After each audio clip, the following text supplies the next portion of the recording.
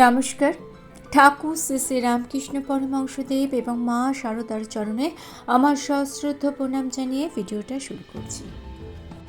একটা সময় যে আপনার খুব কাছের, খুব আপন ছিল, সে হয়তো আজ আপনাকে ভুলে গেছে, কিন্তু একদিন সে আপনাকে মনে করতে বাধ্য হবে। কিভাবে, কেন? এই প্রশ্নের উত্তরই আছে এই ভিডিওতে। আশা করছি এই ভিডিও থেকেই আপনি আপনার মনের সমস্ত প্রশ্নের উত্তর পেয়ে যাবেন।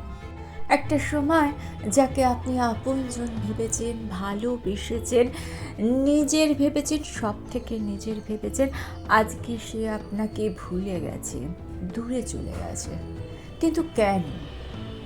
একজন ব্যক্তি যখন সুন্দরভাবে প্লেটে নানান রকম খাবার খায়, খাবারগুলো শেষ হয়ে যাবার পর সেই প্লেটটার কি আর কোনো মূল্য থাকে তার কাছে? ঠিক সেরকমভাবেই আপনার কাছ থেকে তার যা কিছু পাওয়ার ছিল সেগুলো তার পাওয়া হয়ে গিয়েছে। সোজা কথায় তার মতলব ফুরিয়ে গিয়েছে। তাই আপনাকে তার আর কোনো প্রয়োজনই নেই। তাই সে আপনার থেকে দূরে চলে গেছে। প্রয়োজন ফুরিয়ে গেছে বলে আপনাকে সে ভুলে গেছে। আর সেই জন্যই মায়ের নির্দেশ মেনে আপনাকে জীবনে চলতে হবে। মা বলছেন, জগৎকে আপন করে নিতে শিখো। কেউ পর নয় মা, সব আপনার। আপনার মনের চিন্তা ভাবনাকে সংকুচিত নয়, প্রসারিত করতে শিখুন। তাহলে দেখবেন যে আপনাকে ভুলে গিয়েছে, কাল সে আপনাকে মনে করতে বাধ্য হবে। আর সেই জন্যই আপনার দেহের উন্নতির মধ্যে দিয়ে আপনার জীবনে পরিবর্তন আনতে হবে। আপনার খাদ্যাভ্যাস, আপনার চলাফেরা, আপনার পোশাক, সব কিছু পরিবর্তনের মধ্যে দিয়ে আপনার জীবনে পরিবর্তন আনার চেষ্টা আপনাকে করতে হবে। দেহের উন্নতির মধ্যে দিয়েও মনের উন্নতি সম্ভব, আবার মনের উন্নতির মধ্যে দিয়েও কিন্তু দেহের উন্নতি সম্ভব। দেহ ও মন পারস্পরিক, একে অপরের পরিপূরক। সকলের মধ্যে আপনি থাকুন, কিন্তু সকলকে নিয়ে আপনি থাকবেন না। এর জন্য মনের 8.5 আনা আপনি নিজের মনের মধ্যে রাখুন। সেটাকে আপনি আপনার নিজের জন্য রাখুন, শুধুমাত্র নিজের জন্য। আর বাকি যেটুকুনি 2.5 আনা পড়ে থাকলো সেটা থাকুক সকলের জন্য। আপনার মনের ভেতর আর মনের বাইরের মধ্যে একটা সামঞ্জস্য আপনাকে রাখতে হবে। আর সেই জন্যই কিন্তু মনের একাগ্রতার খুব প্রয়োজন। কারণ একাগ্রতা না থাকলে জীবনের সমস্ত পথটাই পিছিল হয়ে থাকবে। আর পিছিল পথে হাঁটতে গিয়ে হোঁচট খাওয়ার সম্ভাবনাও সব থেকে বেশি। আমাদের প্রকৃতি 2 রকমের, বাইরের প্রকৃতি আর মনের প্রকৃতি। বাইরের প্রকৃতিকে জয় করা যায় বিজ্ঞানের সাহায্যে, আর অন্তরের প্রকৃতিকে জয় করা যায় নৈতিকতা আর ধর্মের সাহায্যে। অর্থাৎ প্রথমটির পথ দেখায় বিজ্ঞান, আর দ্বিতীয়টির পথ দেখায় ধর্ম। আর এই দুয়ের সামঞ্জস্য রক্ষা হলেই জীবনের সার্বিক উন্নতি সম্ভব। একদিন কাশীপুর উদ্যানবাটিতে ঠাকুরের প্রিয় নরেন অর্থাৎ নরেন্দ্রনাথ তার নিজের শক্তিতে অন্যকে প্রবাহিত করার চেষ্টা করছেন। ঠাকুর সেটা জানতে পারলেন। জেনে নরেনকে ডেকে তিরস্কার করলেন। বললেন, কিরে, একটু জমতে না জমতেই খরচ? আগে নিজের ভেতরে ভালো করে জমতে দে, তারপর কোথায় কিভাবে খরচ করতে হবে সেটা তোকে মাই বুঝিয়ে দেবে।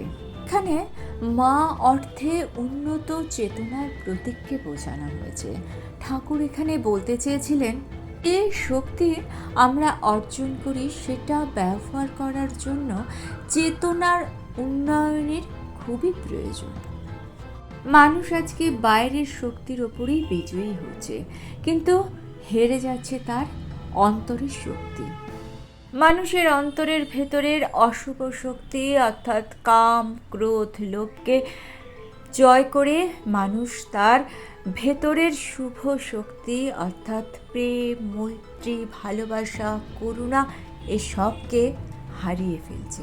অর্থাৎ মানুষ তার অন্তরের শুভ শক্তিকে উন্নত করতে গিয়ে অন্তরের অশুভ শক্তির কাছে গোহারা হেরে যাচ্ছে। কিন্তু আপনাকে হারলে চলবে না। অন্তরের সমস্ত অশুভ শক্তিগুলোকে দমিয়ে রাখতে হবে। এগুলোকে মাথা চাড়া দিয়ে উঠতে দেওয়া একদমই চলবে না। আর এর জন্যই প্রয়োজন হচ্ছে কর্ম। শ্রী শ্রী মা শারদা দেবী বলছেন, কর্ম ছাড়া যে এক মুহূর্ত থাকা উচিত নয়। কর্মের মধ্যে থাকলে আমাদের মন ভালো থাকে। এই প্রশ্নই একদিন এক ভক্ত এক মহারাজকে করেছিলেন। সেই ভক্ত মহারাজকে প্রশ্ন করেছিলেন, আচ্ছা মহারাজ, কর্মের সঙ্গে আমাদের মনের কী সম্পর্ক? সে ভক্ত জিজ্ঞাসা করেছিল, আমরা কেন কর্ম করি? মহারাজ তাকে উত্তর দিয়েছিলেন, তুমি যদি চিত আর অচিতের পার্থক্যটা বুঝতে পারো তাহলে আমি নিশ্চিত হই। আধ্যাত্ম বিচার যে বড় প্রয়োজন। দেহ, প্রাণ, মন ও বুদ্ধির ফাংশনটাকে তোমাকে উপলব্ধি করতে হবে। তখনই তুমি বুঝতে পারবে যে এটা থেকে আমি আলাদা। আপনার দেহ যেমন আপনি নন, তেমনি আপনার মনও কিন্তু আপনি নন। তাহলে আপনি কে? এই মেকানিজম জানাই আপনার সাধনা। আপনি হলেন সৎ চিত পূর্ণ ব্রহ্ম। আপনি হলেন সর্বশক্তিমান ব্রহ্মের অংশ। এই মহাশক্তির সমস্ত শক্তি নিহিত রয়েছে আপনার মধ্যে। আপনি সেই শক্তিকে চিনতেও পারছেন না, তাই বুঝতেও পারছেন না। আপনি যদি সেই শক্তিকে চিনে যান তাহলে আপনি নিজেকে এতটাই বেশি শ্রদ্ধা করবেন যে কারুর প্রয়োজনই আপনার পড়বে না। আর যারা আপনাকে ভুলে গেছে তারা আপনাকে মনে করতে বাধ্য হবে।